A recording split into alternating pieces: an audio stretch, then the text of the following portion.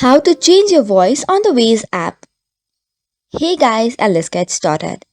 If you want your Waze application to talk, but you want it on another voice, then you can easily reset the voice. For this, open your Waze application and first of all, get logged in using your account. Tap on Continue and make sure to give the necessary permission. For the permission, you can select while using the application. Once that is done, it will prepare the navigation voice.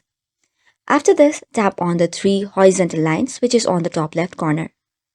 Once you tap on it, it will take you to the menu page. Now go to settings and then click on voice and sound. The first thing you need to check is that the voice or sound is on. Once that is done, you can now hear the voice directions. To change the voice, tap on voice directions and you have different kinds of Waze voices. Select the one that you want and once that is done, you can set it to any voice that you require. Additionally, if you want some different voice, you can add a voice note yourself, but make sure that the guide is accurate and clear.